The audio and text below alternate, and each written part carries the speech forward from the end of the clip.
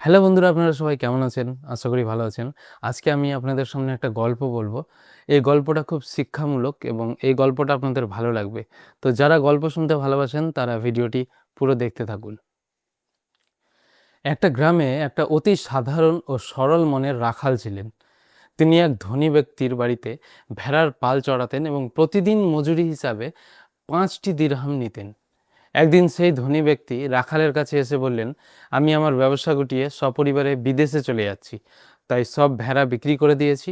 এখন থেকে তোমার আর কাজে আসার কোনো প্রয়োজন নেই। ধনী লোকটি বিদায়বেলায় এক বিশাল অঙ্কের টাকা রাখালকে দিতে চাইলেন, কিন্তু রাখাল বিনয়ের সাথে তা নিতে অস্বীকার করলেন। তিনি বললেন, আমি কেবল আমার প্রতিদিনের মেহনতের সমপরিমাণ ওই ৫ দিরহামই নেব, এর বেশি ১ টাকাও নেব না। রাখাল তার হকের ৫ দিরহাম নিয়ে বাড়ি ফিরে এলেন। এরপর তিনি অনেক দিন ধরে কোনো কাজ খুঁজে পাচ্ছিলেন না, কিন্তু ওই ৫ দিরহাম খরচ না করে যত্নে রেখে দিয়েছিলেন, এই আশায় যে কঠিন কোনো বিপদের দিনে হয়তো এটি কাজে লাগবে। সেই গ্রামেরই এক বড় ব্যবসায়ী ছিলেন। গ্রামবাসী তাকে অনেক টাকা দিতেন এবং তিনি দূর দেশে গিয়ে সবার জন্য পছন্দ মতো মালামাল কিনে নিয়ে আসতেন। যখন সেই ব্যবসায়ী নতুন সফরের সময় হলো, গ্রামের সবাই এসে তাকে টাকা ও মালামালের লিস্ট দিতে লাগলো। রাখাল ভাবলেন, আমার কাছে যে ৫ দিরহাম আছে তা যদি আমি ব্যবসায়ীকে দিয়ে দিই, তবে তিনি হয়তো আমার জন্য উপকারী কিছু কিনে আনতে পারবেন। সবাই চলে যাওয়ার পর রাখাল ব্যবসায়ীর কাছে গিয়ে ৫ দিরহাম বাড়িয়ে দিলেন। ব্যবসায়ী লোকটির দিকে তাকিয়ে হেসেই ফেললেন। তিনি উপহাস করে বললেন, এই ৫ দিরহাম দিয়ে আমি তোমার জন্য কি আনবো? আমি তো বড় বড় বাজারে যাচ্ছি, সেখানে সব মূল্যবান জিনিসপত্র বিক্রি হয়।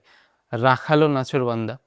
তিনি বললেন, আপনি এই ৫ দিরহাম সাথে রাখুন, এই দামে যাই পাবেন আমার জন্য নিয়ে আসবেন। রাখালের এই তীব্র অনুরোধের পর ব্যবসায়ী শেষ পর্যন্ত রাজি হলেন। ব্যবসায়ী দূর দেশে গিয়ে সবার চাহিদা অনুযায়ী সব মালামাল কিনলেন। সফর শেষে হিসাব মিলাতে গিয়ে দেখলেন সব টাকা শেষ, কেবল রাখালের ওই ৫ দিরহাম পকেটে পড়ে আছে। ৫ দিরহাম দিয়ে কেনার মতো কোনো মূল্যবান জিনিস তিনি বাজারে খুঁজে পেলেন না। অবশেষে একটি লোককে দেখলেন যে সে একটা মোটা তাজা বিড়াল বিক্রি করছে, মূলত বিড়ালটি থেকে নিজেকে মুক্তি পাওয়ার জন্য। ব্যবসায়ী ভাবলেন, রাখালের এই ৫ দিরহাম দিয়ে ওই বিড়ালটি কিনে নেওয়া যাক। তিনি তাই করলেন।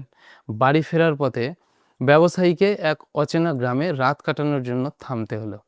তিনি যখন ওই গ্রামে ঢুকলেন, গ্রামবাসীরা তার খাঁচায় থাকা ওই বিড়ালটি দেখে হুমড়ি খেয়ে পড়ল। তারা ব্যবসায়ীকে অনুরোধ করতে লাগলো, যে কোনো মূল্যে বিড়ালটি আমাদের কাছে বিক্রি করে দিন। ব্যবসায়ী অবাক হয়ে জিজ্ঞেস করলেন, একটা সাধারণ বিড়ালের জন্য আপনারা এত পাগল হচ্ছেন কেন? গ্রামবাসীরা আফসোস করে বলল, ভাই, আমাদের পুরো গ্রাম ইঁদুরের যন্ত্রণায় অতিষ্ঠ। এরা আমাদের মাঠের সব ফসল খেয়ে সাবার করে দিচ্ছে। আমরা কোনো উপায় পাচ্ছি না। আমরা অনেক দিন ধরে একটা বিড়ালের খোঁজ করছি। আপনি যদি আমাদের দেন, তাহলে আমরা এই বিড়ালের ওজনের সমপরিমাণ স্বর্ণ আপনাকে দেব। ব্যবসায়ী যখন নিশ্চিত হলেন যে তারা সত্যি বলছে, তখন তিনি রাজি হলেন। বিড়ালটিকে দাঁড়িপাল্লায় মেপে তার ওজনের সমপরিমাণ খাঁটি সোনা দিয়ে গ্রামবাসীরা সেটি কিনে নিল। ব্যবসায়ী নিজের গ্রামে ফিরে আসার পর সবাই তাকে স্বাগত জানালো। তিনি একে একে সবার আমানত বুঝিয়ে দিলেন। সবশেষে তিনি রাখালকে ডেকে একান্তে নিয়ে গেলেন এবং আল্লাহর কসম দিয়ে জিজ্ঞেস করলেন, আমাকে সত্যি করে বলো, এই ৫ দিরহামের আসল রহস্য কি? তুমি এটি কোথা থেকে পেয়েছিলে? রাখাল অবাক হয়ে তার চাকরি চলে যাওয়া এবং অতিরিক্ত যে টাকা ফিরিয়ে দিয়ে শুধু নিজের হকের ৫ দিরহামের পুরো ঘটনাটা খুলে বললেন।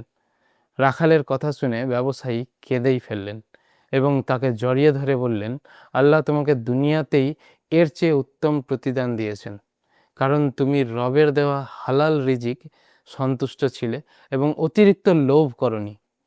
এরপর ব্যবসায়ী তাকে পুরো ঘটনাটি শোনালেন এবং বিড়ালের ওজনের সমপরিমাণ স্বর্ণ রাখালের হাতে তুলে দিলেন। এটাই হলো হালাল রিজিকের আসল বরকত এবং মাহাত্ম্য। হারাম থেকে নিজেকে বাঁচানোর জন্য কখনো কখনো নিজের চোখের সামনের বৈধ সুযোগ বা অতিরিক্ত লোভ ছেড়ে দিতে হয়।